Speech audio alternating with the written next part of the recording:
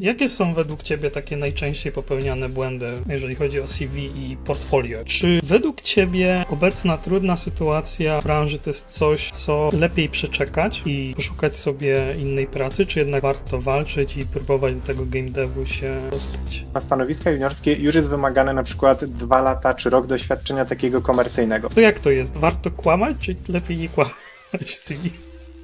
Granatomia to podcast stworzony przez twórców gier dla twórców gier.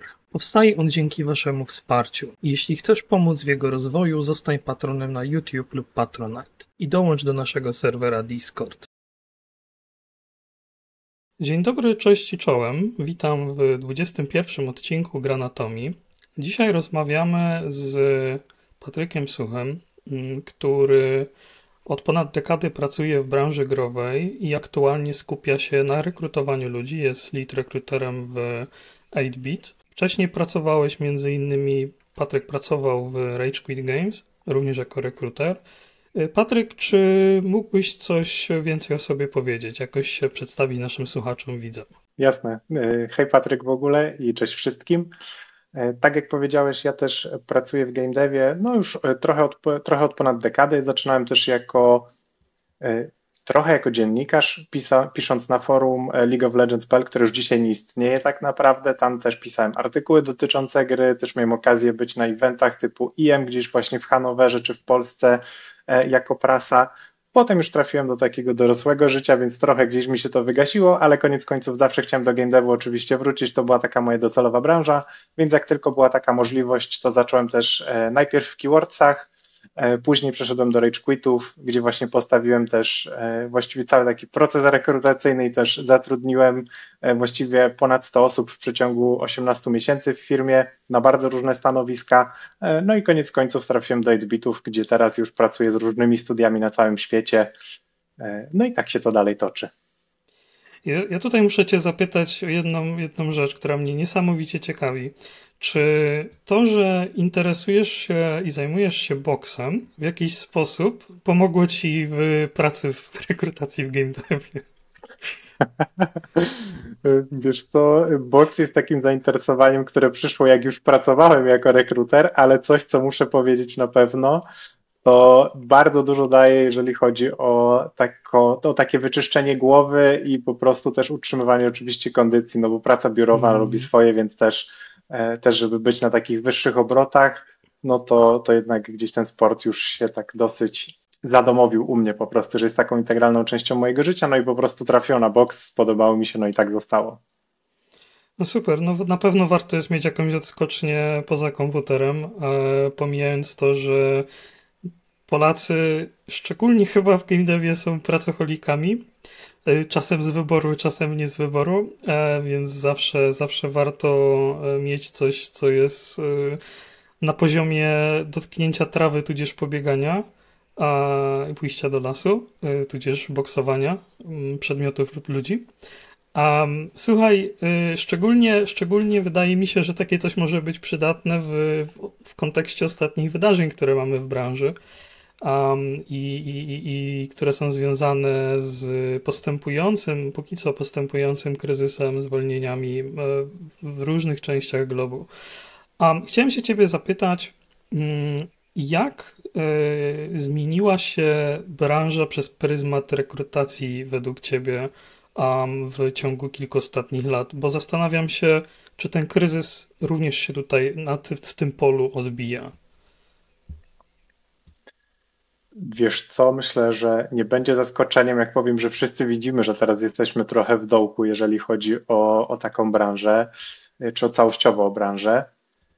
To ja też to mogę powiedzieć z takiej perspektywy. Jak pracowałem w Rage'ach, to był taki moment, kiedy my naprawdę zatrudnialiśmy mnóstwo ludzi na różne stanowiska, bo po prostu wszystko było takie dalej jeszcze nabuzowane popandemicznie, że naprawdę gdzieś i ci ludzie siedzieli przy tych telefonach, czy przy komputerach, czy konsolach. Duże też były obroty, duże też były zyski w związku z tym, wiadomo, więc też była możliwość, żeby te zespoły rozszerzać z taką myślą, że będzie to coś robione przyszłościowo, no i po prostu czy wtedy właśnie jak w Rage'ach pracowałem, to gdzieś były takie plany, żeby to pociągnąć dalej, czy w innych firmach, no to wszyscy może nie wszyscy, ale sporo takich studiów po prostu bardzo zatrudniało dużo ludzi, no ale w sytuacji, kiedy już się to, że tak powiem, komora losowania się zwolniła i można już było wychodzić z domu, już można było normalnie, wiesz, wyjść gdzieś ze znajomymi, pójść gdzieś indziej, coś porobić, gry już przestały być taką jedyną alternatywą od siedzenia i oglądania Netflixa, no to firmy zaczęły też już coraz bardziej zwalniać z zatrudnianiem, no i też w konsekwencji zwalniać ludzi, no bo nagle się okazywało, że już się projekty czy też pokończyły, czy już są w takiej fazie, gdzie już po prostu nie potrzebują aż tylu ludzi. Też i inwestorzy zaczęli wyciągać pieniądze bezpośrednio z game devu, no bo coś, z czym ja się spotykałem bardzo często, też gdzieś rozmawiając z kandydatami, czy właśnie ze studiami, no to inwestorzy widząc, że w game devie są pieniądze, po prostu pompowali tutaj hajs, no bo chcieli zarobić i no jest to okej, tak działa kapitalizm, w takim ustroju żyjemy, no i jest jak jest. Natomiast nie bardzo wiedzieli, jak się gry w ogóle robi i na czym cała ta branża polega i o co w tym chodzi. No i w związku z tym, że spora część tych ludzi po prostu tego nie wiedziała, no to w momencie, kiedy rynek się zaczął trochę też cofać, trochę się zapadać, no to też te pieniądze wyciągają i były też takie przypadki studiów, z którymi pracowaliśmy, no i po prostu stracili finansowanie gdzieś tam od jakiegoś swojego czy publishera, czy po prostu jakiegoś no, czy jakiegoś innego źródła, no i w praktyce czy całe studia zostały zamknięte, czy już po prostu zostały naprawdę obrobione do takiego skeleton crew, gdzie zostały no, już integralne osoby, które muszą tam być. Zastanawiam się, czy to, co mówisz, wpływa też na to, że firmy boją się zatrudniać osoby na początku swojej kariery, bo na swoim LinkedInie jakiś czas temu wrzucałeś taką fajną, ciekawą statystykę, że w momencie publikacji tego postu, jak researchowałeś sobie juniorów versus seniorów, a ile jest ogłoszeń o pracę, to tam było 34 do 594 dla seniorów. I ta statystyka jest przerażająca, bo okazuje się, że to jest bodajże na 17 miejsc seniorskich przypada jedno juniorskie, gdzie no jakby żeby ci seniorzy się pojawili i zaczęli żyć, muszą najpierw być też kiedyś juniorami. Czy ta statystyka się faktycznie zmieniła, że teraz firmy się trochę boją zatrudniać juniorów?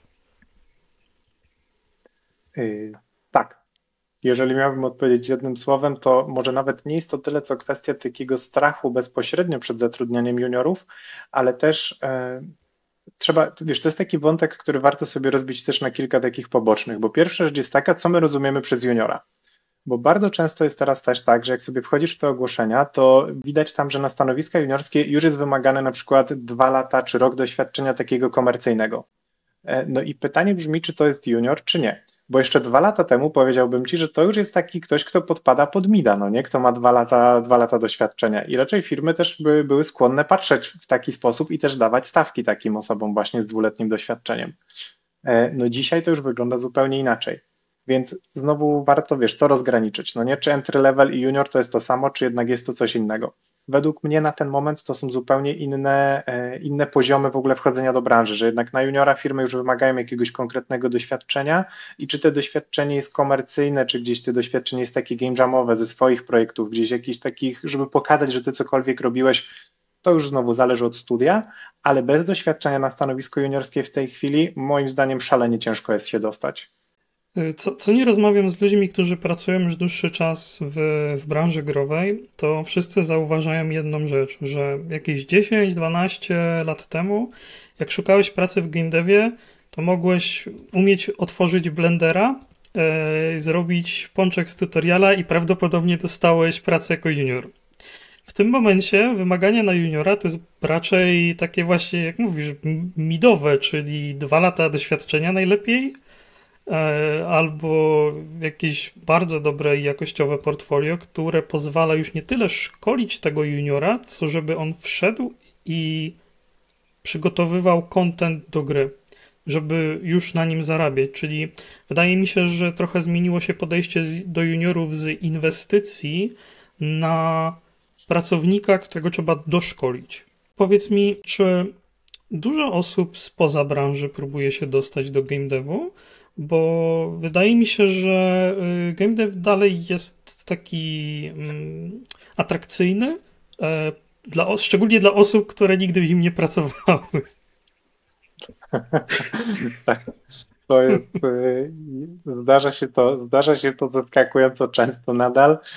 I ja też, to jest trochę takie pół żartem, pół serio, zawsze jak rozmawiam z takimi osobami, to ja trochę jestem takim przysłowiowym niszczycielem marzeń i uśmiechów dzieci wtedy, bo ja bardzo jestem taki transparentny też w tym i zawsze mówię, jak ta branża wygląda i na co się trzeba nastawić, żeby w ogóle myśleć o tym, żeby pracować w game devie.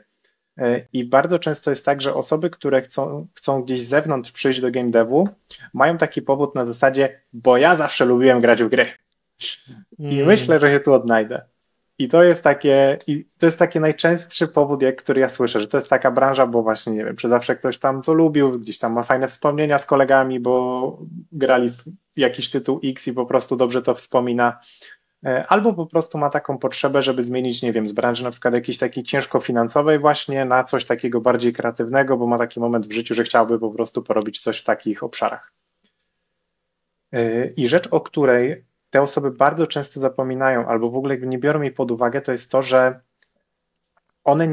to nie jest tak, że ich umiejętności nie są przydatne w game devie, bo bardzo często są. No oczywiście, wiesz, abstrahując od stanowisk typu game designer, czy po prostu takie typowe role związane z game devem, których raczej jeden do jednego nigdzie indziej nie przerzucisz, to jest naprawdę gro ról takich około game devowych, takich nawet jak rekruter, czy ktoś marketingowy, czy producent, gdzie te umiejętności z innych branż mogą być dosyć sensownie przerzucone do game devu, ale bardzo często to oznacza, że tak, że i tak konkurujesz z osobami, które już mają doświadczenie w game devie, zwłaszcza na tym rynku, jaki jest obecnie, gdzie jest mnóstwo ludzi doświadczonych, z doświadczeniem komercyjnym, z wypuszczonymi tytułami na koncie, które już wiedzą, jak takie studio funkcjonuje od środka. I to jest coś, o czym ty wspomniałeś, że znowu wchodzimy na ten moment, kiedy potencjalnie jesteś pracownikiem, który wymaga więcej takich wskazówek, więcej treningu, więcej takiego przeszkolenia, żeby się odnaleźć. To oczywiście nie jest reguła, no ale koniec końców ktoś, kto pracował w branży versus ktoś, kto nie pracował,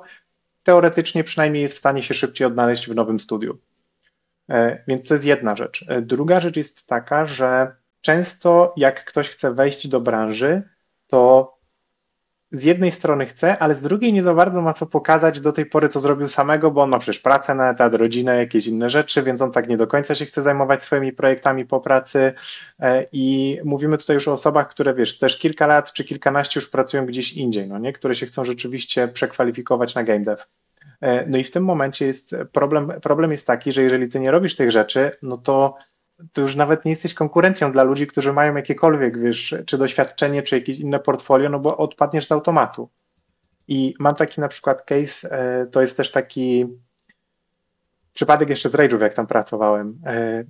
Tam było tak, że szukaliśmy grafików i był gość, który wtedy pracował, pozdrawiam zresztą Adriana, który wtedy pracował właśnie w Capgemini, więc on pracował w takiej naprawdę, no to jest korpo takie, że już się nie da być bardziej korpo. To już jest taki, wiesz, najwyższy level korpo ever. I on był team leaderem teamu od R&D, więc no to jest dosłownie 100% korporacji w człowieku i tak jak się da. I to była jego kariera. Ale on w międzyczasie rzeczywiście miał tak, że pracował nad swoim portfolio, miał coś do pokazania i w momencie, kiedy my szukaliśmy grafików i on się nadesłał, no to jak oceniasz grafików na początku? Po portfolio. Więc tam nie było, wiesz, tam nie było tych prac nie wiadomo ile, ale było kilka takich, które się wyróżniały, rzeczywiście skille były fajne, wiesz, wyglądało to nieźle, więc dostał zadanie zrobił też spoko, dogadaliśmy się, no i tak się właśnie przebranżowił bezpośrednio na game dev. Co jest też istotne i to też warto zaznaczyć, że moment rynku, w którym on się przebranżowił, był fantastyczny na takie coś. Dlatego, że wtedy było bardzo duże ssanie na ludzi, wtedy też właśnie było to, że były pieniądze pompowane do game devu, więc była dużo większa szansa niż ona też jest dzisiaj.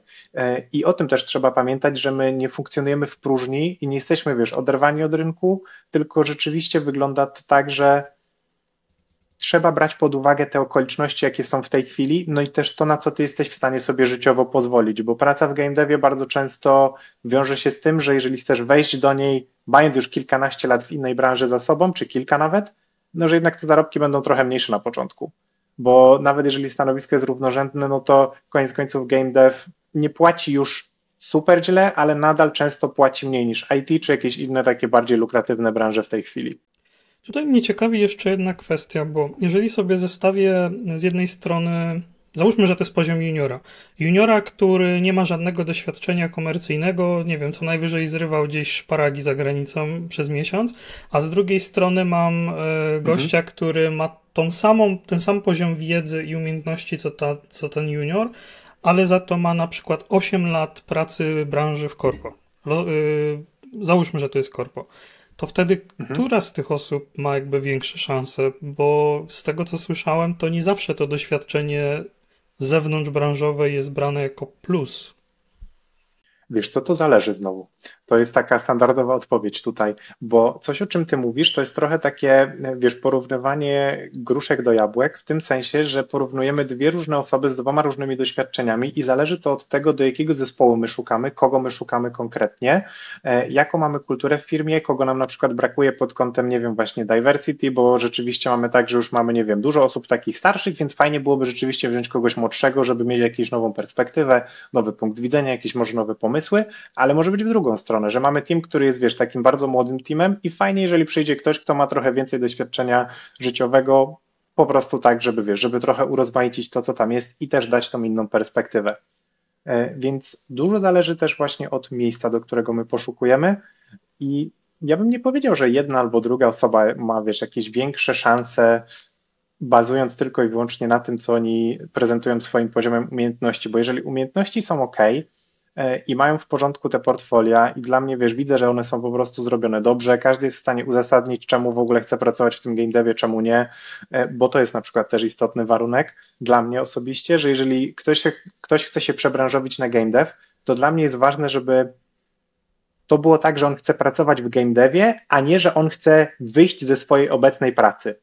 Bo te Mm. dwie rzeczy to oczywiście mogą być ze sobą powiązane, ale to nie może być tak, że on chce bardziej wyjść ze swojej obecnej pracy i po prostu game dev jest jednym z pomysłów i tyle, tylko rzeczywiście to jest taka branża, w którą on chce celować, bo też zresztą wiesz to ze swojego doświadczenia, że wejście do game devu wymaga dużo pracy i dużo samozaparcia, więc jeżeli dla kogoś to będzie tylko jedna z opcji, no to on prawdopodobnie straci tą motywację po drodze, jest duża szansa, że po prostu zgaśnie, odpuści ten temat i pójdzie w coś innego, no bo tu jest po prostu ciężko wejść, zwłaszcza jak się chcesz przebranżowić. Więc to może być takim punktem, który będzie gdzieś wyróżniający.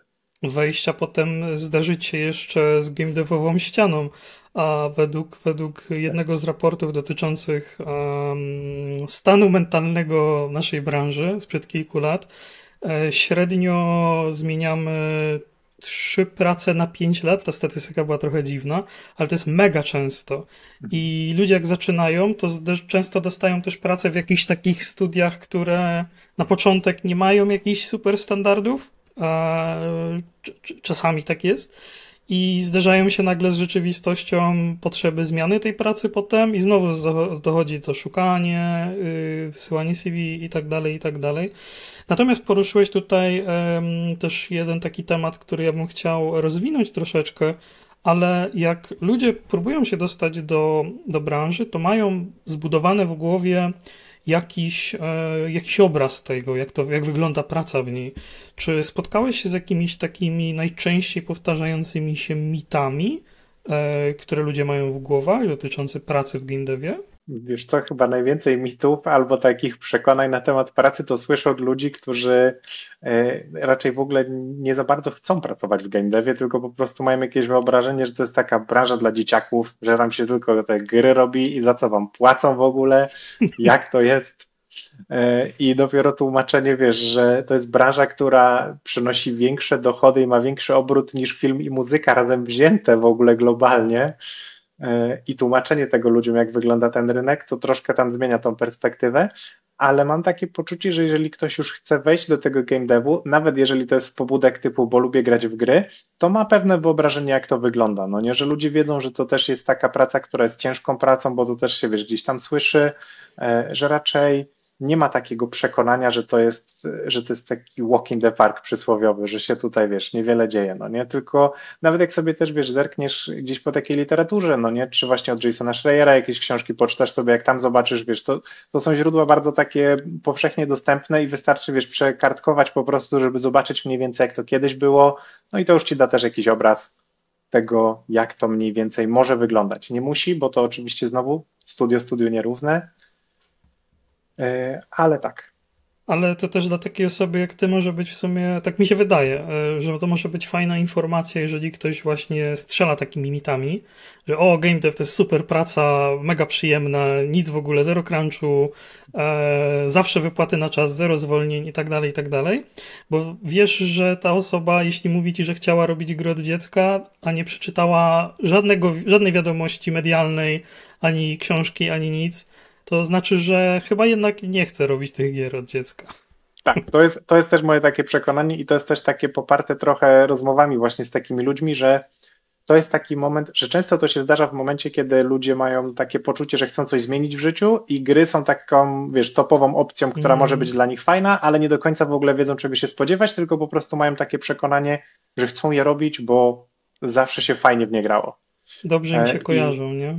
Tak, że jest takie właśnie pozytywne skojarzenie z samym produktem bezpośrednio, no nie? A to jak ten produkt powstaje, to już jest taki trochę, wiesz, taki background, do którego niekoniecznie wszyscy sięgają, zanim w ogóle zaczną rozważać tą pracę. Myślę, że tym samym przejdziemy do kluczowego i najważniejszego pytania tego odcinka, czyli jak szukać pracy podczas kryzysu. Gdzie i jak, Patryku? Gdzie i jak? To jest bardzo takie naładowane pytanie, mimo tego, że jest krótkie. Okej. Coś, od czego ja bym zaczął i w ogóle zanim wziąłbym się za szukanie pracy, to zacząłbym od tego, żeby sobie zrobić plan. Taki naprawdę konkretny plan, jak ja chcę do tego podejść. To znaczy, wiedząc jak jest na rynku, bo zakładam, że rozmawiamy tutaj też o osobach, które mniej więcej, wiesz, orientują się jak sytuacja game devowa wygląda, dać sobie, wiesz, nie wiem, czy konkretne stanowiska, na które ja chcę aplikować, to jest jedna sprawa. Druga sprawa jest taka, że naprawdę ułożyć sobie, czy odpalić sobie Excela jakiegoś, czy w Google Sheetsach, czy gdziekolwiek po prostu pod ręką, zrobić sobie tracker, gdzie aplikowałem, gdzie wysłałem swoje CV, jaki jest status tej aplikacji, co się dzieje, żeby po prostu było też widać, żeby to trackować, no nie, żeby też nie zgubić tego wszystkiego gdzieś w gąszczu i nie robić tego tak przysłowiowo, wiesz, na pałę, że tu wyślę, tam wyślę, tutaj, nie wiem, może już wysłałem, nie pamiętam, tylko żeby rzeczywiście to miało ręce i nogi. Druga sprawa to jest też taka, żeby dać sobie, ja tak też patrząc po rynku dzisiaj uważam, żeby dać sobie pewien deadline. To znaczy, do kiedy ja chcę znaleźć pracę w tym game devie i co się stanie, jeżeli ja tej pracy nie znajdę? Jaki jest mój plan B? Dlatego, że stawianie wszystkiego na jedną kartę w sytuacji, kiedy rynek dzisiaj wygląda jak wygląda, jest bardzo ryzykownym podejściem. I dla kogoś oczywiście może się sprawdzić i pewnie, że taki on będzie cisnął i jest ok, ale dla niektórych dobrą opcją może być to, że oni na przykład dadzą sobie, nie wiem, rok pauzy, stwierdzą, że dobra, pół roku szukałem, teraz nie udało mi się niczego znaleźć, pójdę popracować w miejsce X i w międzyczasie będę nabywał tych umiejętności i na przykład za pół roku znowu zacznę rozsyłać te CV-ki, żeby po prostu spróbować gdzieś znowu wejść, ale już na przykład z jakimś dodatkowym projektem, który zrobiłem w międzyczasie. Więc to, wiesz, są takie podstawy, żeby po prostu wiedzieć, na co ja jestem w stanie sobie pozwolić, bo to też jest tak, że okoliczności są różne, czasem wiesz, nie wiem, czy mieszkasz jeszcze z rodzicami, więc możesz sobie pozwolić na dłużej, jeżeli nie mieszkasz, no to wszyscy lubimy zapłacić za mieszkanie i jedzenie, no nie, więc tutaj oczywiście, wiesz, trzeba mieć po prostu takie rzeczy też w głowie, żeby tego nie romantyzować, że na pewno mi się uda i że będzie super, tylko żeby realistycznie do tego podejść. To tak na sam start. Druga rzecz, którą bym zrobił, gdybym ja szukał pracy w game devie dzisiaj, to założyłbym konto na LinkedInie i autentycznie zrobił tak, że odpicowałbym ten profil tak, żeby było od razu widoczne, kim ja jestem, co robię, co mogę dać studiu, wypisał po prostu, czy projekty podlinkował, czy jakieś artykuły, cokolwiek takiego, co jest moją pracą, która pokazuje, co ja jestem w stanie zrobić, wrzuciłbym to tam. Dlatego, że z LinkedInem jest taka ciekawa historia, która z mojej perspektywy, czy z takiej perspektywy rekrutera daje jedną bardzo dużą przewagę ludziom, którzy mają te konta tam. Na twoje CV prawdopodobnie przypadkiem nie trafię, ale na twoje konto na LinkedInie, czy na twój profil na LinkedInie istnieje taka szansa. Zwłaszcza, jeżeli jesteś aktywny gdzieś chociaż odrobinę w tej sieci. Ja nie mówię tutaj o byciu aktywnym na zasadzie, że teraz wiesz, wszyscy postują 3 razy w tygodniu, piszą artykuły, jakaś taka ciężka w ogóle rozplanowana aktywność na social media managera, zupełnie nie. ale nawet to, że wiesz, że rozbudowywanie tej sieci kontaktów i wykorzystywanie tego limitu zaproszeń, który gdzieś tam funkcjonuje, napisanie raz na jakiś czas takiego posta, że szukasz pracy, co ty jesteś w stanie dać studiu, co oni właśnie mogą mieć ze współpracy z tobą, co ty wiesz, co ty potrafisz z danymi kontaktowymi. Bardzo dużo ludzi nie pisze danych kontaktowych w takich postach, co też jest czymś, co sprawia, że potem ciężko jest się do nich odezwać najzwyczajniej w świecie.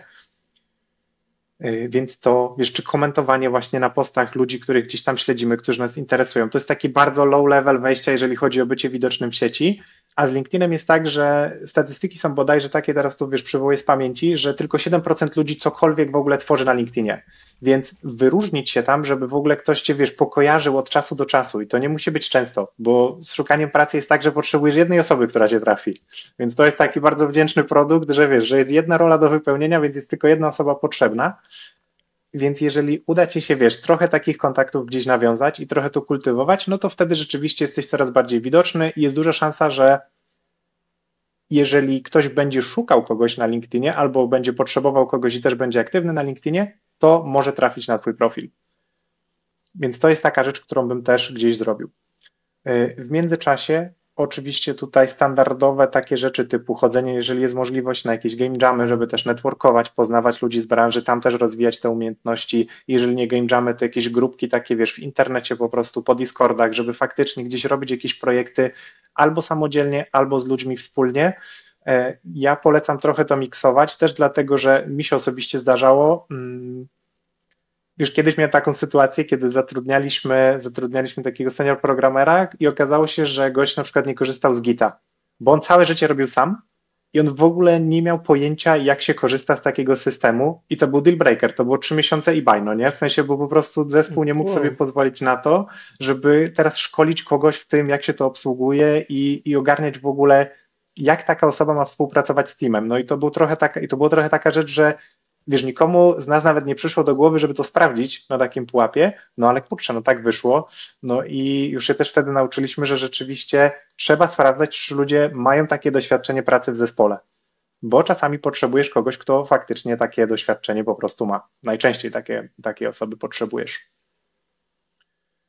Więc to byłby taki mój trzeci krok, no nie? Żeby też robić te projekty, żeby po prostu tego nie zostawiać gdzieś na ostatnią chwilę, bo jedna rzecz, którą mogę zagwarantować każdemu, kto będzie aplikował na stanowisko takie juniorskie, czy w ogóle entry level, że tam aplikacje są trzycyfrowe liczby. Na każdą taką rolę i w praktyce wygląda to tak, że większość tych ludzi już ma jakieś doświadczenie. Że tam jest tak, że ludzie, którzy nie mają żadnego doświadczenia, to są od razu osoby, które idą na kubkę nie.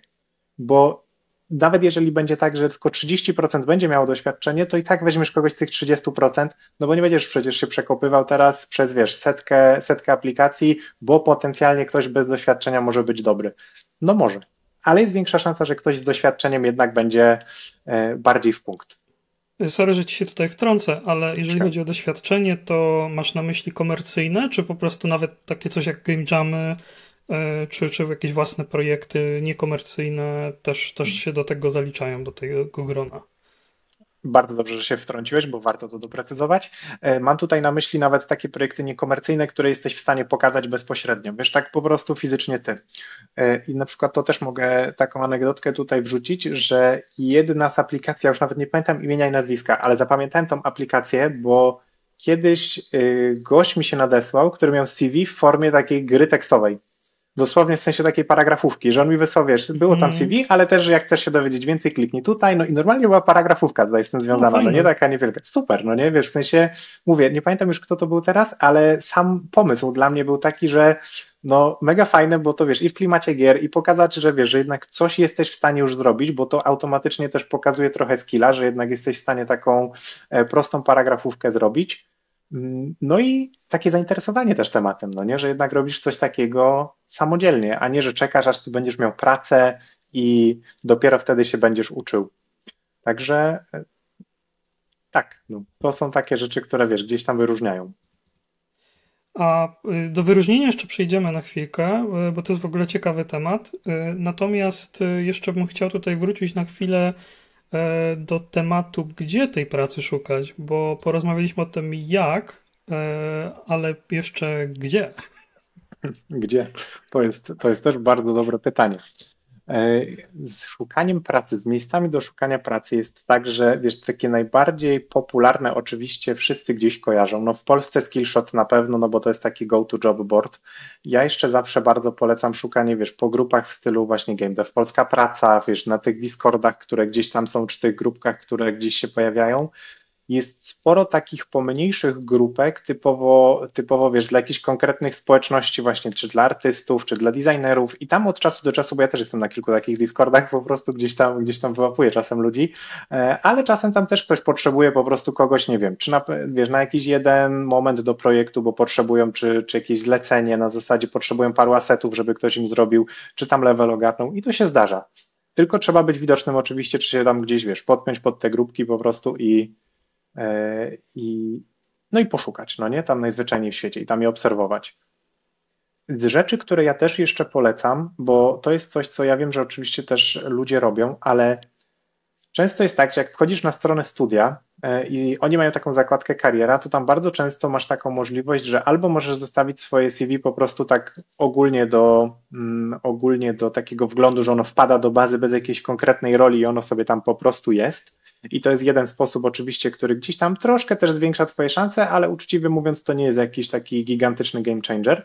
Ale jeżeli jesteś w stanie i masz na przykład czas, czy jesteś w miarę aktywny na LinkedInie, zawsze można podbić jeszcze wtedy też do jakiegoś czy rekrutera, czy kogoś, kto pracuje w danej firmie i po prostu, wiesz, czy trochę podpytać też o to, nie na zasadzie szukam pracy, hej siemanko, no nie macie coś dla mnie, bo jestem juniorem, ale z mojego doświadczenia na przykład jest tak, że jeżeli jesteś juniorem i napiszesz do kogoś, kto ci odpisze, oczywiście nie wszyscy ci odpiszą, to jest też istotne, że trzeba być trochę świadomy, że to nie jest taka pewność, to jak zapytasz, jak wygląda twoja praca, co musiałeś zrobić, żeby się, wiesz, żeby na przykład wylądować na takim stanowisku, wiesz, co byś polecał dla takiej osoby jak ja, żeby teraz się, wiesz, jakich skilli po prostu na przykład się poduczyć albo w którym kierunku pójść, żeby, wiesz, w przyszłości dostać taką rolę jak twoja, czy tam twoja, 2 levele niżej do kogokolwiek akurat udaje ci się zagadać.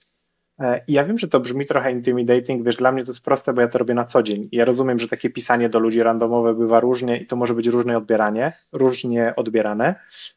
No i prawda jest taka, że może, ale z drugiej strony, no co masz do stracenia, nie? W sensie ja mam trochę takie poczucie, że napiszesz, no to najwyżej ci ktoś nie odpisze albo powie, że nie ma czasu, no i tyle. Jeżeli ktoś ci odpisze w jakiś sposób taki pasywno-agresywny, no to on jest dzbanem, a nie ty, no nie? W sensie ty nic złego nie zrobiłaś w tym momencie.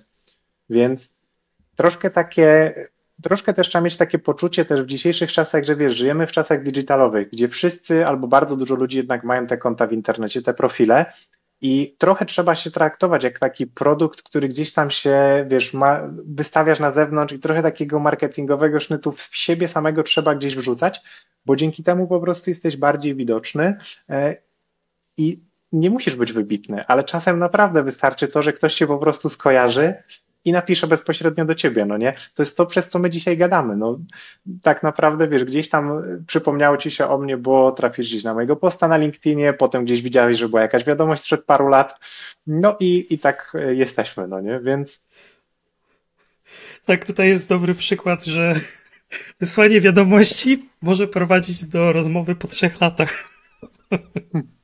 Bo, zgadza się.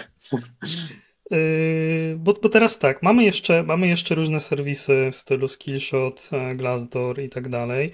Mamy też firmy takie jak ty pracujesz, które pomagają znaleźć pracę. Tu mam na myśli 8bit. Masz jeszcze jakieś sposoby magiczne w głowie, które byś mógł polecić? Czy that's it? I wysyłamy CV. Wiesz co, no, nie ma magicznych sposobów, no nie? W sensie, ja wiem, że fajnie byłoby i ja bym bardzo chętnie dał komuś taki magiczny sposób, czy taki, wiesz, magic pill na zasadzie, jak to zrobić, żeby dostać pracę, ale uczciwie mówiąc, to jest po prostu kombinacja twojej pracy, tego, jakie są obecnie warunki ekonomiczne, no i trochę szczęścia takiego, które ci się trafi, no nie? I tego networku, jaki gdzieś tam sobie zbudujesz. To jest też tak, że wiesz, można mieć szczęście, ale ja bardzo lubię, ja jestem też zwolennikiem takiej teorii, że jednak my tworzymy trochę sami swoje szczęście, więc jeżeli ty jesteś gdzieś tam, wiesz, aktywny w takiej społeczności game devowej, pokazujesz się, rozmawiasz z tymi ludźmi, robisz te projekty, no to jest dużo większa szansa, że prędzej czy później coś ci się trafi niż komuś, kto tych rzeczy nie robi. nawet jeżeli to będzie, wiesz, jakiś przypadkowy projekt, więc wejście do game devu nigdy nie było jakoś super łatwe. Sam to zresztą, wiesz po sobie, no nie, że okej, 10-12 lat temu, jak coś tam może było rzeczywiście tak, jak mówisz, że w Blenderze, jak coś potrafiłeś zrobić, no to od razu mogłeś liczyć na stanowisko juniora.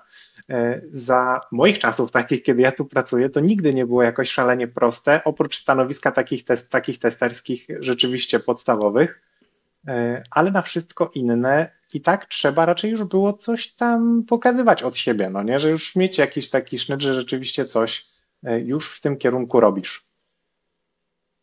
Ja tutaj tą różnicę też osobiście poczułem, bo jak po mojej przerwie od game devu rekrutowałem się do różnych firm, to sam proces rekrutacyjny był dużo bardziej skomplikowany pod kątem tego, jakie pytania otrzymywałem na rozmowach.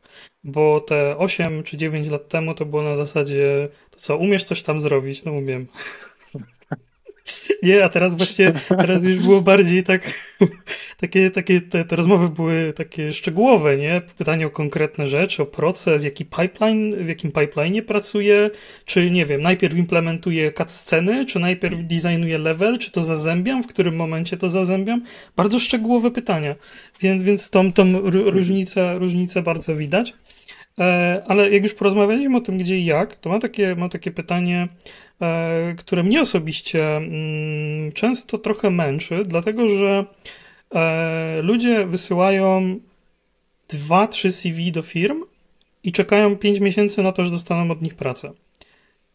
I moje pytanie do ciebie jest takie, ile tych CV trzeba wysłać, żeby tę pracę dostać, zakładając, że mamy w miarę ogarnięte profil i tak dalej. Mhm. Okej. Nie jestem w stanie ci podać, wiesz, konkretnej liczby, bo to bardzo zależy od stanowiska i od tego właśnie, wiesz, na jaki moment gdzieś tam na rynku trafiasz, ale odnieść się mogę do tego, co powiedziałeś wcześniej.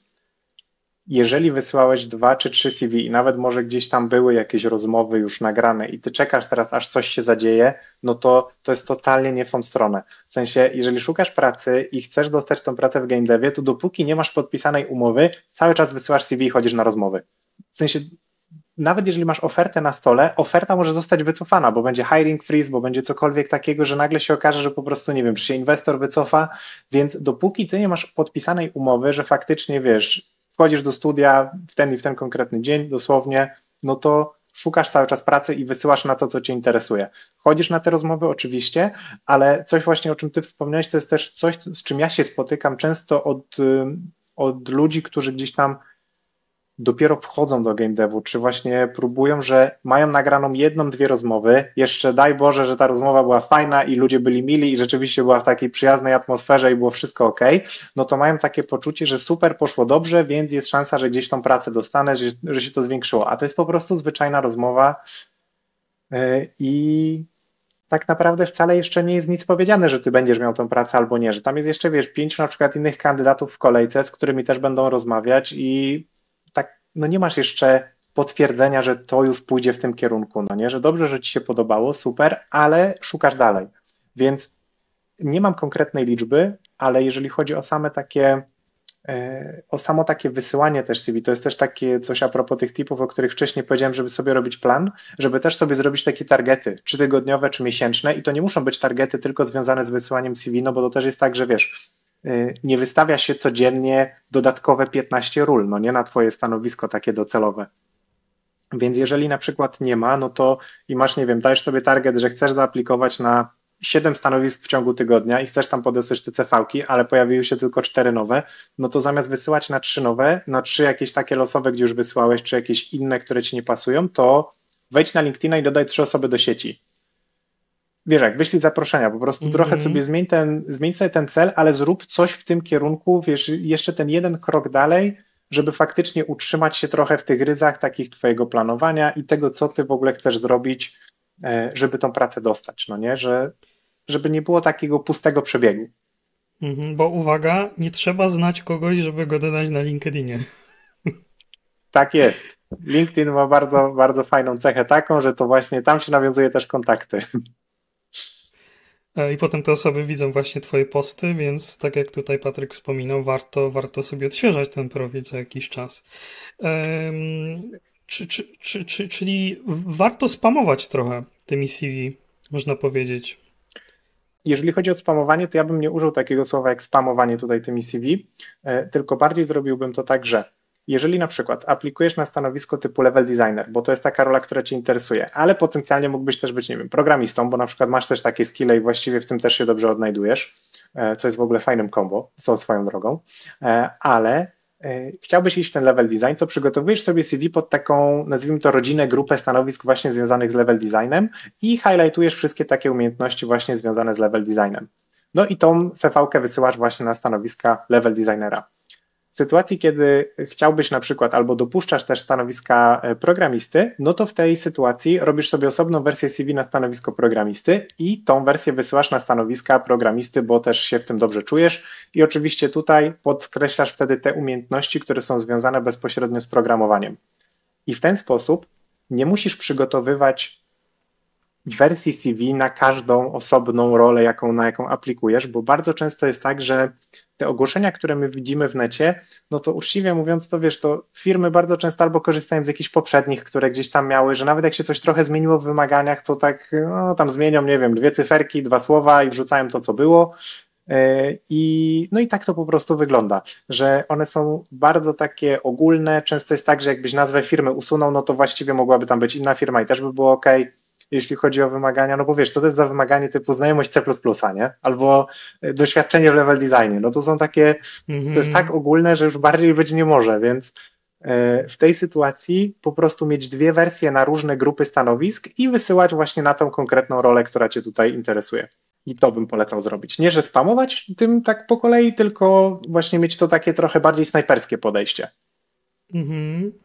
Jak już jesteśmy przy wysyłaniu CV i CV samym w sobie, ciekawi mnie temat tego, jakie błędy są najczęściej popełniane, zarówno jeżeli chodzi o budowę CV, jak i portfolio, bo tu się znowu wspomogę twoim profilem na LinkedInie, ale kolejną bardzo ciekawą statystykę, którą wrzuciłeś, to jest ta, która mówi o tym, że 7 na 10 osób przyznaje się do kłamania w CV, co mnie trochę przeraziło. Natomiast wsparło jedną rzecz, którą zauważyłem. Kiedyś tutaj na Granatomii nagrałem takiego krótkiego shorta, żeby nie kłamać w CV, bo to łatwo wychodzi. I zaskoczyło mnie, jaki negatywny odzew dostałem pod tym shortem. I ludzie mówili, ale to jak mamy znaleźć pracę? Dlaczego mamy nie kłamać? Pracodawcy kłamią, to my też kłamiemy. Byłem masakrycznie zaskoczony i tak tam powiedziałbym 50-50 było, nie? Ale tutaj u ciebie ta statystyka jest jeszcze większa. 7 na 10. To jak to jest? Warto kłamać, czy lepiej nie kłamać w CV? To jest bardzo tendencyjne pytanie. Okej, wiesz co, ja to powiem w ten sposób. Wiesz co, bardzo dużo zależy od tego, co to znaczy w ogóle, w sensie inaczej. Bo kłamanie to jest takie bardzo też ogólne stwierdzenie tutaj, które gdzieś tam podchodzi pod tą statystykę, o której zresztą wspominasz, bo to jest z takiego artykułu, którego ja to tam cytuję, no to oni też to trochę rozgraniczyli. I oni tam na przykład wzięli też pod uwagę to, że ktoś formalnie zmienił nazwę stanowiska, którą miał w firmie, żeby na przykład lepiej dopasować do wymagań roli. Że sama nazwa stanowiska, wiesz, nie wiem, na przykład ktoś, w naszym przypadku byłoby to coś takiego, że ktoś na przykład był game directorem i był game directorem w takim mniejszym studiu, które miało tam, nie wiem, 15 osób na przykład i on rzeczywiście był tym game directorem, no bo faktycznie jego macki wszędzie tam sięgały i on po prostu cały ten projekt spinał i ogarniał, okej. I on teraz chce aplikować do studia jakiegoś innego, które na przykład jest trochę większe i ono też ma oczywiście już swoich game directorów, ale tamta praca wygląda zupełnie inaczej. Więc czy w takim przypadku lepiej byłoby na przykład napisać lead game designer w takiej sytuacji, jeżeli oczywiście aplikujesz na przykład na stanowisko też takiego lead game designera i czy byłoby to ok?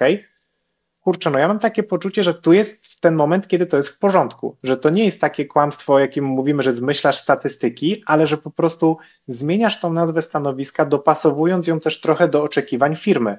No bo jeżeli u nich game director zarządza, nie wiem, całym jakimś gigantycznym działem i to są setki osób, które są pod nim, a tobie jest bardzo daleko do tego, no to trochę jest bez sensu sobie strzelać w stopę, wiesz, w takim momencie, jeżeli, wiesz, piszesz lead game designer, No i to są rzeczy, które i tak robiłeś jako lead game designer, no bo dalej się zajmowałeś tymi rzeczami, które lead game designer robi, no to tutaj mam takie poczucie, że jest to coś takiego do przemyślenia i raczej niewiele osób by się szczerze mówiąc na to jakoś bardzo obraziło, zwłaszcza, że tak jak też zauważyłeś wcześniej na samym początku, że w game devie te stanowiska bardzo często nie mają na myśli tego samego, co w innym studiu, no nie? W sensie, że te tytuły stanowisk znaczą bardzo różne rzeczy w zależności od studia, od rozmiaru, od projektów, tego co robią, więc to też jest tak, że no ciężko jest tym czasami żonglować, a też znowu oprę się na tym przykładzie game directora, no to jest też trochę takie, że jak ktoś, kto ma tytuł game director aplikuje na lead game designera, no to często jest takie, że czemu on chce zrobić krok w tył? Wiesz o co chodzi, że masz takie, od razu się ludzie zaczynają zastanawiać, no nie, co jest nie tak, co się dzieje, czy my chcemy game directora, czy stać nas na takiego gościa w ogóle, a okazuje się, że wiesz, typ na przykład zarabiał połowę tego, co jesteście w stanie zaoferować, bo to było w ogóle mniejsze studio i firma wcale nie ma jakichś gigantycznych obrotów, i tak naprawdę byłoby totalnie okej, żeby go wziąć na lead game designera za stawkę taką, która wam bardzo dobrze pasuje, no nie? Więc tutaj to jest taki przypadek, gdzie powiedziałbym, że ta taka delikatna modyfikacja właśnie pod to, gdzie się idzie, byłaby okej. Natomiast kłamanie na temat, wiesz, tego, co robiłeś, w jakich projektach brałeś udział, jakie masz umiejętności, no to jest żenada, nie? W sensie to jest tak, że to wychodzi bardzo szybko, bo to jest tak, że oczywiście czasem się zdarzy i to jest tak, jak wiesz, ta historia z tym dziadkiem, co palił 90 lat i żył. Oczywiście, że czasem się zdarzy tak, że zatrudnisz kogoś, kto nie miał żadnych skilli w Unrealu, on się go bardzo szybko nauczy i wiesz, zrobi coś tak, że rzeczywiście będzie okej, no nie? Albo zrobi mu kolega zadanie testowe i on potem przyjdzie do firmy i w miarę sprawnie się tego nauczy tak, że właściwie nikt nie zauważy, bo będzie siedział po nocach i coś zrobi. No ale to są marginalne przypadki. W większości sytuacji jest tak, że to bardzo szybko wychodzi, czy ty masz umiejętności techniczne, takie o jakich mówiłeś, czy ty umiesz robić te rzeczy i nam się zdarza dosyć często, że my też, wiesz, jak weryfikujemy, no to ja też nie będę tutaj mówił, ja nie mam umiejętności takich technicznych, żeby weryfikować senior programera, wiesz, i sprawdzić, czy on ma takie skille, jak ja ma. Ale po to jest cały proces rekrutacyjny i po to są jakieś pytania, które my zadajemy, żeby w ogóle wstępnie zobaczyć, czy ta osoba wie, o czym mówi, bo ja nawet nie muszę do końca wiedzieć tych rzeczy tak technicznie, ale słysząc je już któryś raz i wiedząc, co powinienem słyszeć, bo wiem to na przykład od CTO, z którym rozmawiałem, że szukają takich i takich osób, które wiesz, mniej więcej w tym kierunku to robiły, no to już jestem w stanie stwierdzić, czy to w ogóle jest jakiś, no chociaż odrobinę match, no nie? No i to potem tak wychodzi, no nie, że raczej kłamanie w CV, no ja bardzo nie polecam. Raz miałem taką sytuację, nie chcę mówić kto, gdzie i kiedy, ale miałem jakąś taką rozmowę, powiedzmy konsultacyjno-ofertową, że po prostu ludzie mogli podejść sobie, porozmawiać o czymś związanym z tworzeniem gier, na przykład zapytać o to, jaką ścieżkę rozwoju wybrać, czy właśnie podejść CV nawet i zapytać się, czy firma, w której pracowałem, szukała pracowników. I przyszedł jeden gościu, który był kompozytorem i szukał właśnie pracy i przyniósł taki pliczek papierów, certyfikatów.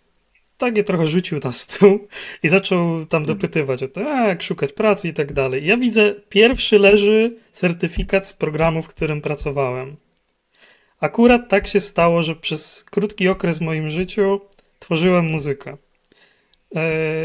Zapytałem się go o jakąś taką, nawet nie żeby sprawdzić, tylko żeby rozmowę rozpocząć, bo widziałem, że chłopak się stresował i trochę było mu niekomfortowo być może. I zagadnąłem o taką kompletną rzecz. I on w ogóle nie rozumiał, co ja do niego mówię. A ja używałem jakichś takich podstawowych pojęć z tego programu. A tam, wiesz, certyfikat master of coś tam, nie? 2 lata, czy tam rok. I wiesz, takie rzeczy wychodzą tak szybko i tak niespodziewanie, że robią ci potem kwas i banują cię na firmę, nie? Bo jak, wiesz, ktoś cię przyłapie na takim kłamstwie, to jest duża szansa, że ta firma cię już zbanuje po prostu u siebie. Ja jeszcze dodam do tego, co ty mówisz. Game dev też jest takim bardzo niewielkim środowiskiem, nie? To jest, wiesz, to jest taka wioska właściwie niewielka i tutaj się gdzieś tam ludzie naprawdę znają i bardzo często jest tak, że no, ludzie się po prostu kojarzą, więc ty robiąc coś takiego, oczywiście ryzykujesz tym, że wiesz, może być tak, że no, wiesz, oczywiście sprawdzi się to, przejdziesz dalej, spoko, będzie ta praca, będzie ok, ale jeżeli to nie wyjdzie, no to ryzykujesz tym, że potem to gdzieś się już pójdzie, wiesz, potoczy się to dalej, no nie, że może być tak, że ktoś kiedyś o ciebie zapyta, jak się z tobą współpracowało albo co robiłeś i akurat trafi na tego typa, co siedział z tobą na rozmowie i powie, wiesz co, to jest gość, który nam kurde nakłamał, że coś umie. I oczywiście to jest znowu sprawdzanie i robienie takich background checków, to, że to już tam, wiesz, RODO, GDPR to jest zupełnie inna sprawa, no nie, w sensie to tutaj to jest jedna rzecz, ale druga rzecz, no tak to wygląda też, że my jesteśmy małą branżą, no ile tu jest, 12-15 tysięcy ludzi, które pracują w Polsce, no nie, no to jest, wiesz, 2 fabryki pod Gliwicami, nie, tak naprawdę, które tyle mają, więc to jest naprawdę niewielka liczba ludzi i ludzie się serio, wiesz, gdzieś tam czy po eventach, czy potem no gdzieś tam po firmach rozchodzą, znają się, kojarzą ludzi, bardzo często tak bywa, no nie, więc No w tej branży w każdym studiu masz znajomego tak naprawdę. Jakby ciężko nie mieć. Szczególnie jak się dłużej pracuje, to wszyscy wszędzie tak, kogoś znają. I kojarzenie szczególnie takich memicznych przypadków jest łatwe. Tak jakby chociażby ostatnio polski game dev żył aferą saunową, to wiesz, taka informacja szybko się wdraża i bardzo długo z nami zostaje. Ale jeszcze czepiając się trochę tych otóż to. CV, czepiając się jeszcze trochę tych CV, jakie są według Ciebie takie najczęściej popełniane błędy, jeżeli chodzi o CV i portfolio jeszcze być może? Okej, to zacznę, wiesz co, ja zacznę może od portfolio, bo to jest tak, że z perspektywy portfolio to jest oczywiście, wiesz, najważniejszy aset, jaki masz, jeżeli aplikujesz na jakieś role artowe, czy jakieś reel w przypadku animatorów, to jest w ogóle pierwsza rzecz, na którą się patrzy i z portfolio jest tak. Błąd numer jeden to jest taki, że jest tam absolutnie wszystko. To znaczy od twojej pierwszej pracy, którą kiedykolwiek robiłeś, czy tam w przedszkolu, po obecne jakieś rzeczy i to są postacie, wiesz, jakieś enviro, jakieś po prostu weapons, propsy, tekstury, wszystko tam jest nawalone. I ja wtedy, wiesz, nie mam zielonego pojęcia, jak ktoś aplikuje na jakieś stanowisko, to ja nie wiem, co on właściwie robi, co on chce robić, jak to wygląda w praktyce i dużo lepiej jest mieć 5 prac niż 35, takie, które jasno pokazują, w którym kierunku ty chcesz pójść i żeby te prace odzwierciedlały twój obecny poziom skilla, dlatego że jak zaczynasz, to on ci się i robisz to regularnie, no to prace, które ty zrobiłaś, nie wiem, 8 miesięcy temu, to już jest zupełnie inny skill level niż to, co się dzieje teraz. Jak ktoś ma 10 lat doświadczenia i wiesz, nie wiem, szukasz koncept artysty, widzisz, że gość robi dla Magica na przykład od tam dekady, no to nawet jak ma pracę sprzed 5 lat, to one już mają wysoki poziom, więc to jest okej. Ale w sytuacji, kiedy ty dopiero startujesz, te początkowe prace to są trochę jak takie naleśniki, no nie, że to jest, wiesz, trzeba je zrobić, żeby po prostu trochę jakiegoś obycia nabyć, ale raczej pokaż mi następne, no nie, które masz, więc to jest jedna sprawa. I taki protip, który mogę dać, to jeżeli na przykład ktoś robi jakieś zadania testowe, to warto zapytać firmy, czy możesz tego użyć potem i wrzucić do portfolio, jeżeli wiesz, jeżeli to zadanie jest okej, no nie, bo może być tak, że firma nie pozwoli, ale właściwie co cię szkodzi zapytanie, najwyżej powiedzą, że nie, a jeżeli tak, no to why not? Zawsze to projekt od razu już wiesz, taki, który można wrzucić. Więc to z takich podstawowych rzeczy tutaj. Z Reelem na przykład to coś, co mogę powiedzieć, to niezwykle irytujące jest wrzucanie jakiejś takiej głośnej, hałaśliwej muzyki do Reela. To jest w ogóle co wiesz, coś, na co nigdy nie myślałem, że będę zwracał uwagę, ale czasem mi się zdarza, że po prostu ktoś ma taki przerost trochę formy nad treścią i wrzuca jakieś, nie wiem, czy jakiś. Ja lubię też ciężką muzykę, no ale to po prostu nie pasuje tam do tego, nie na tym się człowiek chce skupić. Więc to taka rzecz numer 2. Jeżeli chodzi o samo CV, no to tu też jest taki temat, którym możemy bardzo długo pogadać, ale z takich podstawowych rzeczy to po pierwsze formatowanie CV to jest dokument, więc tam nie ma żadnych takich graficznych upiększaczy ani nic takiego, to nie warto tego robić, bo nie ma po prostu sensu. Ludzie są przyzwyczajeni do tego, że to jest dokument. Ktoś, kto to czyta, czyli rekruter czy menadżer, widział już tego dziesiątki, setki, czasem tysiące, więc oni są przyzwyczajeni do pewnego formatu. Jeżeli to jest w innym formacie, to jest to chaotyczne, zaczyna to być bardziej takie, że musisz się wysilać, żeby coś tam znaleźć, więc takie trochę to jest odrzucające potem. I najważniejsza rzecz, którą ja chyba bym powiedział a propos CV, to jest to, żeby pamiętać, że CV ma tylko jeden cel. Zdobyć ci zaproszenie na rozmowę. I tylko tyle. To nie jest historia twojego życia, Tam nikogo nie interesuje, co ty robiłeś w podstawówce, gdzie byłeś i takie rzeczy. Wszystkie informacje, które tam zawieramy, powinny mieć na celu to, żeby ci pomóc dostać te zaproszenie na rozmowę. Każda jedna. Co to w praktyce oznacza? To, że jeżeli ty miałeś na przykład wcześniej jakieś prace, które są, nie wiem, zupełnie niezwiązane z tym, bo, nie wiem, pracowałeś jak byłeś nastolatkiem na magazynie w Decathlonie na przykład, czy cokolwiek takiego, to jest praca, która jest nieistotna z punktu widzenia level designera, więc nie ma sensu tego dawać w CV. Dużo lepiej jest wtedy podrzucić projekty, nad którymi ty pracowałeś, niż marnować miejsce na, wiesz, na coś, co po prostu nie zwiększa twoich szans na dostanie zaproszenia, tak bym powiedział. To jest druga sprawa. I trzecia rzecz, że ty go też nie piszesz dla siebie, tylko piszesz go właśnie dla albo rekrutera, albo hiring managera, czy dla kogoś innego. I co to w praktyce oznacza? Że warto też być precyzyjnym w tym, co piszesz. To znaczy, dużo lepiej wygląda informacja, że jesteś na przykład Unity programerem z 5-letnim doświadczeniem, pracowałeś przy grach mobilnych i nie wiem, pracowałeś przy 4 tytułach, z tego 2 wydałeś od A do Z, 2 masz, nie wiem, z 2 masz doświadczenie takie, gdzie pracowałeś przy końcu i jakiś post-launch support, niż że ty zaczniesz się rozpisywać konkretnie, jakie ty rzeczy robiłeś jako Unity programmer. Nie ma sensu tego pisać, bo jak ktoś to czyta, to jest bardzo duża szansa, że on wie, co robi Unity programmer. Tak samo, co robi game designer, level designer, ludzie to wiedzą, którzy to czytają, no bo szukają tych profili. Więc bardziej istotne jest napisanie, co ty robiłeś konkretnie i podanie, wiesz, tego, jaki to miało na przykład rezultat dla firmy, czy po prostu co się stało z tym projektem, niż wypisywanie rzeczy, które robiłeś w pracy, takiej listy po prostu obowiązków, bo to nic nie daje, no nie? W sensie, tak jak mówię, ludzie wiedzą, czym ty się zajmowałeś jako level designer, game designer, quest designer, programista, artysta, to jest taka powszechna wiedza. No i chyba to są takie typy głównie, które mógłbym podrzucić, wiesz, właśnie na start. A takie kontrowersyjne pytanie, które w sumie dość często widzę, że się przewija. Zdjęcie w CV, tak czy nie? Hot or not? Znowu, to zależy i powiem to w ten sposób.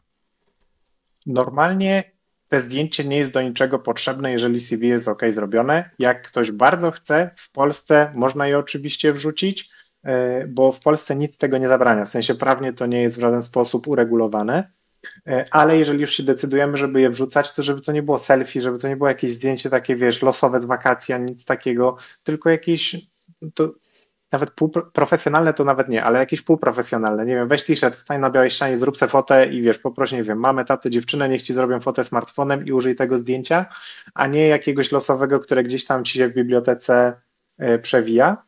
To jest jedna sprawa, a druga sprawa jest taka, że jeżeli chcesz aplikować za granicę, no to weź pod uwagę, że na przykład wiesz, w UK automatycznie twoje CV w ogóle odpada, no nie, jeżeli ma zdjęcie, bo tam jest tak, że ze względu właśnie na diversity i na inclusion, no to tam w ogóle nie możesz mieć po prostu zdjęcia w CV. I jak je masz, to automatycznie jesteś skreślany z procesu by.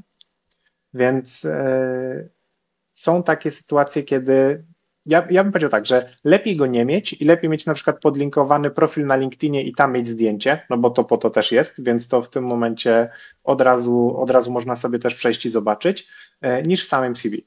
Bo po prostu wtedy nie musisz go edytować, jeżeli aplikujesz gdziekolwiek indziej do jakichś innych krajów, czasem się też tak zdarza, więc po co sobie pod górkę robić?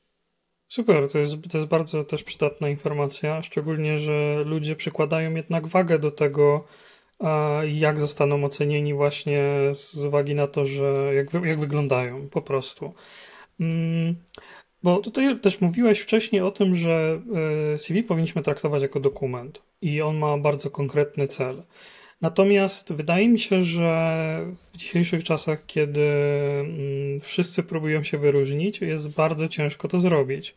I zastanawiam się, czy jest coś, co taki junior, który szuka pracy w branży, może zrobić, żeby trochę zwiększyć swoje szanse na bycie zapamiętanym. Tak jak chociażby mówiłeś o tej grze paragrafowej, która jest super przykładem według mnie. Wiesz co, to znowu to jest tak, że co to znaczy wyróżnić się, no nie? Bo ta gra paragrafowa na przykład, ona się wyróżniła w tym sensie, że było to coś takiego innego, ciekawego, akurat trafiło na mnie, ja zawsze mam taki, że jak widzę jakieś takie linki, które ktoś mi podrzuca, to klikam, wiesz, sprawdzę, co tam ludzie przygotowali, pewnie, że tak. Natomiast nie każdy tak robi, to jest jedna rzecz. I moim zdaniem dużo więcej korzyści da ci po prostu taka regularna praca nad rozwijaniem swoich umiejętności i mówienie o tym.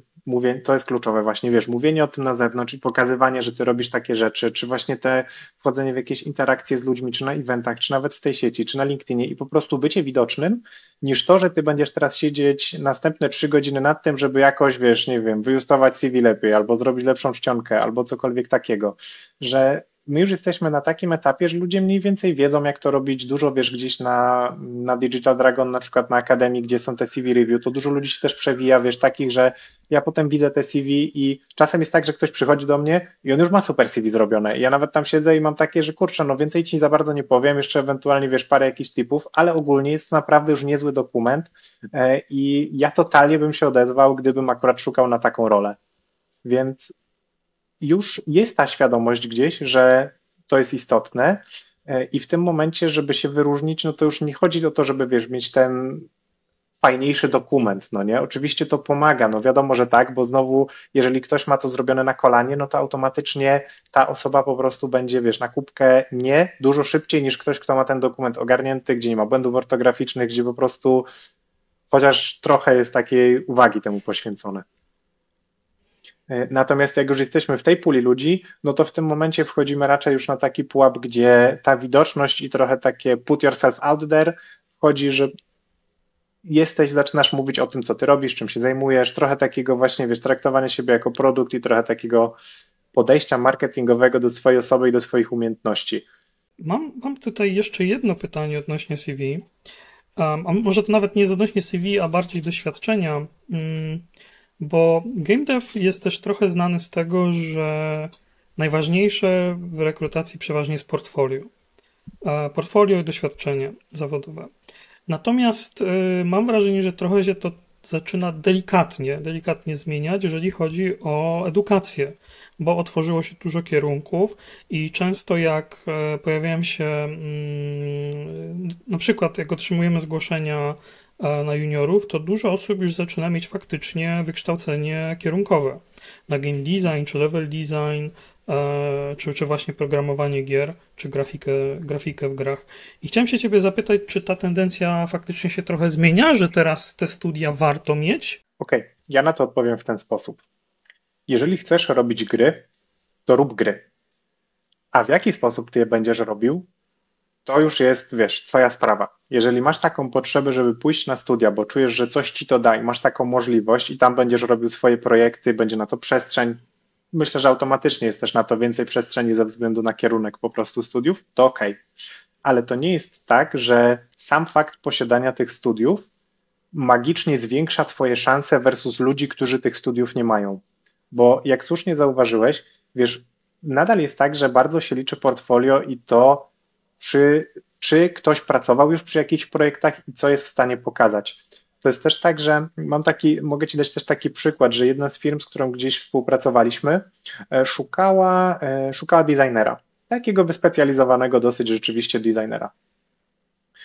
I oni wtedy, pamiętam, że zatrudnili akurat, myśmy pracowali z nimi przy tej roli, ale oni sobie zatrudnili kogoś samodzielnie i to był ktoś, kto się wyróżnił tym, że miał bardzo duże doświadczenie w modowaniu. Dlatego, że on był w stanie pokazać, że on zrobił jakiś tam tytuł, właśnie wiesz, no czy po prostu modował sporo rzeczywiście, więc wiedział, jak się implementuje w silniku questy, wiedział, jak się implementuje już w silniku po prostu taką warstwę. No rzeczywiście, wiesz, tej gry, która była im akurat potrzebna i bardziej im zależało na tym, żeby ktoś miał te skille techniczne, niż na tym, że ktoś będzie miał, wiesz, doświadczenie, nie wiem, jako taki pen and paper designer, no nie, że gdzieś będzie koncepcyjnie lepszy, więc znowu studia zupełnie nie były do tego potrzebne. Do tego było potrzebne to, że wiesz, siadłeś, ściągnąłeś sobie silnik do, nie wiem, Quake'a, do Dooma, czy cokolwiek, czegokolwiek tam, wiesz, ci umożliwia po prostu modowanie, nie wiem, czy tworzenie jakichś leveli, czy twoich poziomów, no i wtedy rzeczywiście masz co pokazać w takich projektach, no nie? Więc, czy w takich rekrutacjach też. Także tak bym to powiedział, no nie, że tak, jak miałbym to podsumować, to po prostu właśnie tym hasłem, że jeżeli chcesz robić gry, to po prostu rób gry, no nie? A jak je będziesz robił, Czyli zależy tak naprawdę, czy aktywnie działasz, czy nie, bo na tak. studia można pójść i nic nie robić, a można pójść i je wykorzystać, żeby właśnie budować networking, czy motywować się, jeżeli ktoś do kogoś taka motywacja przemawia, żeby kończyć te projekty na studiach i też je wrzucać sobie do portfolio. Ale w ogóle fajnie, że powiedziałeś o modowaniu, bo rzadko się o tym mówi, a modowanie zaraz obok game jamów według mnie jest świetnym dodatkowym doświadczeniem do CV. Inna sprawa, że grzebiesz w bebechach gry, co po pierwsze już jest trudne samo w sobie, po drugie już łapiesz to wyczucie, co się w tych grach znajduje, jakie typy plików, gdzie to się wrzuca i tak dalej. To jest bardzo fajne doświadczenie. Mogę nawet do tego dodać jeszcze jedną rzecz, też taką anegdotę akurat z naszego podwórka trochę. Mieliśmy okazję współpracować z taką firmą, która właściwie nowo powstała, ale firma dorobiła się na tym, że tworzyła, w sensie gość po prostu dosłownie tworzył levele w Fortnite. Bo Fortnite ma wiesz, ten motyw cały taki, że jest po prostu możliwość tworzenia swoich poziomów, swoich wysp, no i gość rzeczywiście no sporo się na tym dorobił, stwierdził, że on teraz chce otworzyć firmę i znaleźć ludzi, którzy będą pracowali w ten sposób. I my faktycznie rekrutowaliśmy wtedy ludzi, którzy dosłownie pracowali, to już wtedy był UEFN, więc na Unrealu, ale tym typowo Fortnite'owym, to znaczy, wiesz, cała ta biblioteka asetów, to wszystko już było zrobione i gotowe, no i po prostu musieli już tylko ogarniać to, wiesz, z takiego pułapu. Więc nawet to, o czym ty mówisz, że teraz jest tak, że masz to obycie w silniku, to jest jedno, ale kurde, jak ja byłem w stanie ściągnąć sobie Unreala, właśnie tego Fortnite'owego i wiesz, samemu sobie postawić wyspę tak testowo, żeby zobaczyć, jak to w ogóle działa i coś stworzyć, no te narzędzia naprawdę dają tony możliwości. Tutoriali na stronie czy na YouTubie jest multum, więc serio, jak chcesz dzisiaj, to jesteś w stanie zdobyć to doświadczenie bez problemu samodzielnie. Z internetem i w miarę ze średnim kompem. Mój komp naprawdę nie jest dobry. Więc... Właśnie to jest też chyba ta różnica, jakby wypoziomowanie tego możliwości, jak zdobywasz doświadczenie kontra ile trzeba pracy włożyć w szukanie pracy, bo mówiłem o tym, że wystarczyło znać Blendera, żeby dostać pracę 10 lat temu, ale miałeś 2 tutoriale po polsku i to było wszystko. I uczyłeś się sam. Teraz wpisujesz w necie Blender tutorial i masz po prostu wybór taki, że nie starczyłoby ci czasu w życiu, żeby przerobić kilka procent tego prawdopodobnie. I tyczy się to absolutnie każdego narzędzia, więc w cudzysłowie, ale wystarczy taki tutorial sobie odpalić, włączyć program i po prostu cisnąć. Jakby, żeby to doświadczenie nabyć, trzeba chcieć i włożyć tą pracę. Ale można, tak samo z pobraniem tego narzędzia do Fortnite'a, o którym mówisz. Masa tutorialów. Tutoriale do Epica są bardzo w dobrej jakości, od Epica są bardzo dobrej jakości. Tak. I jakby... A jeżeli szukasz potem pracy na level designera, to już masz bardzo fajny background, a B, nagle się okazuje, że takie, w cudzysłowie znowu, proste narzędzia już ci mogą dać pracę, bo będziesz po prostu w nich coś robił. Bardzo podobnym przykładem jest jeszcze Roblox. Też się okazuje, że powstają firmy, które tylko w Robloxie w ogóle robią jakieś moduły czy gierki. Pracowaliśmy też dla takiej firmy, Patryk. O proszę. Też pracowaliśmy dla firmy, która właśnie... Też oni robili gry w Robloxie bezpośrednio, no i tam po prostu cały taki, wiesz, cały zespół mieli wokół tego postawiony rzeczywiście no i tam szukaliśmy ludzi, którzy dosłownie będą robili gry w Robloxie. Więc to jest tak, że są te możliwości i wiesz, też trochę to jest tak, że to nie jest ograniczone już dzisiaj tylko do tego, że jest silnik i to taki ciężki typu Unreal i wiesz, musisz w tym łucić nie wiadomo co, no tylko jak ktoś chce jakiś taki trochę low level entry na zasadzie, czy taki mniejszy, no może nie low level, ale bardziej taki, żeby to było lżejsze, no to też są takie opcje, no nie, wiesz, to co ty powiedziałeś, że tutoriale na Epicu są fantastyczne i przysięgam, że ja jak robiłem sobie tam właśnie dosłownie krok po kroku byłem w stanie zrobić to, co piszą, to się robiło na ekranie i w ogóle nie było problemu, no nie, że ja sobie mogłem wszystko przeklikać, postawiła się wyspa, działało to super, więc ja bardzo zachęcam, żeby wiesz, jeżeli ktoś ma takie potrzeby, żeby właśnie sobie spróbować w ogóle zobaczyć, czy to jest coś, co on chce robić, bo to też jest istotne, no to narzędzi jest mnóstwo, no nie, więc... Obiecuję, że mam ostatnie pytanie dotyczące CV, portfolio i tego procesu w tej części rekrutacji. Ale to jest pytanie od jednego z naszych patronów. A chciałem się ciebie zapytać, czy masz jakąś taką sytuację, która ci zapadła w pamięć, bo była najdziwniejsza albo była największym przypałem podczas rekrutacji dla kogoś? Oh my god. Ile mamy czasu? Ile jeszcze mamy czasu na to? Dobra, opowiem ci o dwóch.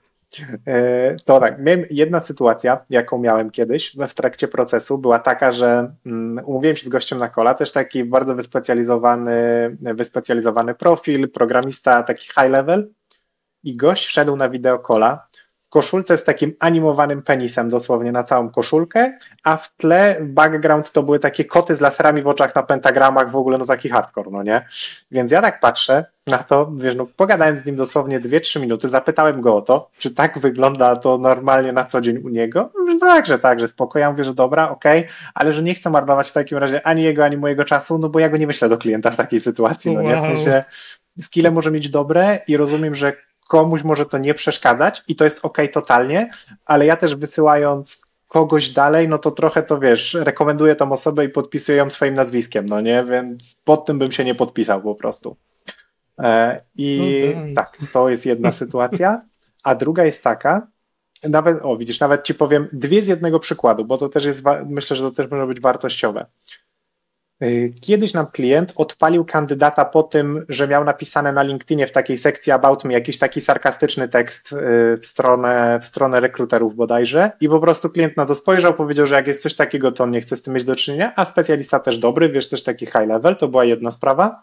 A druga sprawa, gość prowadził swojego bloga, takiego po prostu miał swoją stronkę i ta stronka była widoczna, wiesz, czasem jest tak, że ludzie mają swoje strony internetowe, gdzie jest portfolio, właśnie jakieś inne takie materiały, gdzie oni się tam udzielają czy pojawiają, no i on tam miał swojego bloga, no i na tym blogu też opisywał swojego poprzedniego pracodawcę, czy wiesz, jakieś doświadczenia w takich nieprzychylnych słowach, w ogóle widać było, że ten język był taki mocno taki nacechowany trochę taką agresją i też klient powiedział, że on nie chce z tym dealować, więc nie chce go dalej w procesie.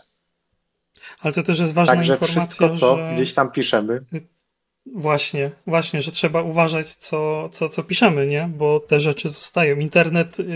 tak, Internet zawsze pamięta, nie? tak, E, to jest niestety albo stety, więc to jest taka śmieszna rzecz, którą wczoraj nawet usłyszałem, że jak piszesz cokolwiek w internecie, to pisz to tak, jakby to miało trafić na pierwszą stronę New York Timesa. O, to jest bardzo ciekawa porada w sumie. Szczególnie dla takiego małego poletka, jakim jest game dev. Ja tylko do tych twoich anegdotek dodam jedną taką ze swojego podwórka, jak miałem jeszcze swoją firmę, w której to dostaliśmy CV, które było nawet całkiem spoko.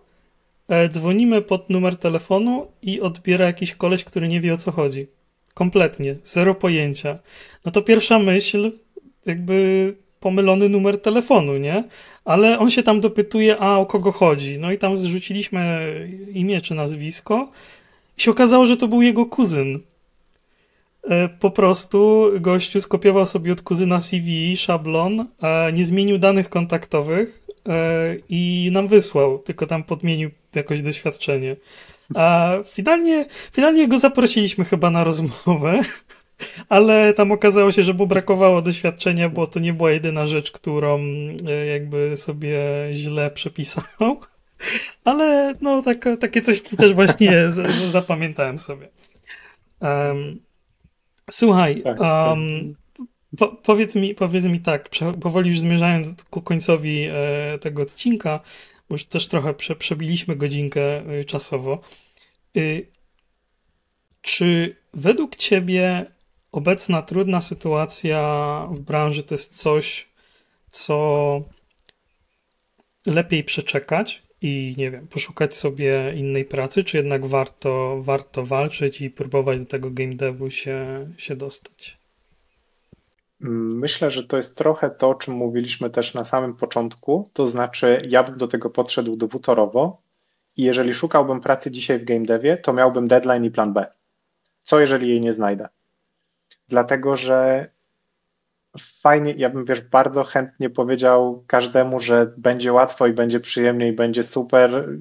dasz radę znaleźć tą pracę w game devie, ale rynek jest taki, że część ludzi na ten moment po prostu jej nie znajdzie, bo rynek ich nie wchłonie. No jest bardzo duża rzesza specjalistów, którzy są teraz po zwolnieniach, z którymi konkurują osoby, które chcą dopiero wejść do branży, więc na razie patrząc po tym, jak ten rynek wygląda, on nie jest w stanie po prostu wchłonąć tej ilości ludzi, która by chciała, więc ja bym oczywiście szukał, jeżeli dla kogoś to jest docelowa branża i tak rzeczywiście czuję, że chce to robić, to pewnie, że tak, ale miałbym plan B i miałbym deadline, który sobie daję i co właśnie robię wtedy, jeżeli się to nie uda do takiego momentu.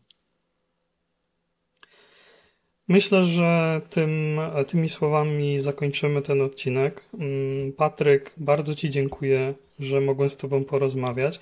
Ja zachęcam słuchaczy, widzów, żeby w ogóle zaobserwować Cię też na LinkedInie, bo piszesz bardzo, bardzo ciekawe rzeczy, bardzo ciekawe posty i zerknąć również na ofertę firmy, w której pracujesz, czyli 8bit.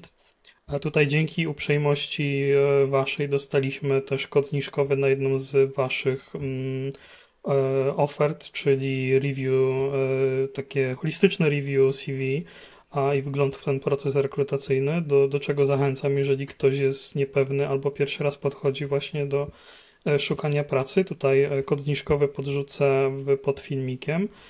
I cóż, Patryk, życzę Ci sukcesów bokserskich i rekrutacyjnych. Dzięki Patryk, dzięki wielkie za zaproszenie. Bardzo doceniam, było fantastycznie, bardzo miła rozmowa. I tak, i też zachęcam, oczywiście proszę mnie śmiało dodawać do kontaktów na LinkedInie, jeżeli ktoś ma jakieś pytania, też śmiało piszcie, ja też zawsze jak mam chwilę, to staram się odpisywać, albo gdzieś jak pytania się powtarzają, to właśnie holistycznie gdzieś tam w postach ujmować i wtedy odpowiadać. Dzięki i do widzenia, do zobaczenia. Dzięki, hej!